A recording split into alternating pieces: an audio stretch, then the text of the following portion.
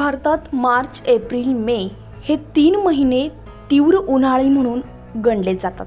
त्यामध्ये नंदुरबार जिल्हा हा आदिवासी बहुल जिल्हा असल्यामुळे वनसंपदेने परिपूर्ण नंदुरबार जिल्ह्याला निसर्गाचं वरदान लाभलंय। सातपुडा पर्वतरांग असल्यामुळे विविध जैवविविधतेचा जिल्हा आहे।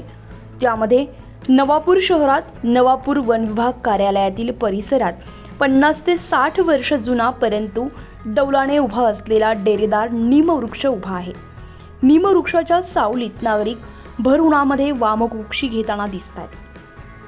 मेहिटमध्ये तर गरम हवेने अंगाची लाही होते। जवळच लिमलावाडी म्हणून प्रसिद्ध असलेली वसाहत आहे।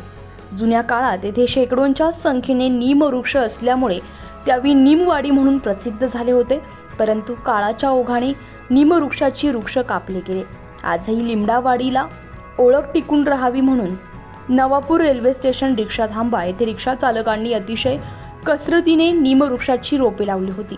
आज या रोपांचं मोठ्या वृक्षात रूपांतर झालंय।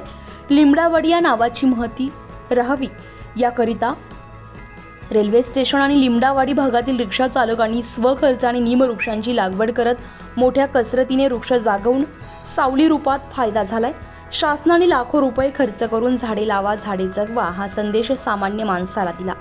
त्यानुसार पाहिजे तसं परिवर्तन झालं नाहीये। नीमवृक्षाला ऑक्सिजनचा भंडार असं नाव दिलं आहे। लॉकडाऊन काळामध्ये ऑक्सिजनची कमतरता होताना डोळ्यासमोर उभे ठाकते। आपल्या परिसरात वृक्षांची लागवड करून पर्यावरणाचे रक्षण करणे हे नागरिकांचं कर्तव्य आहे। 24 लाईव्ह महाराष्ट्र न्यूजसाठी पंकज अहिरे, नवापूर।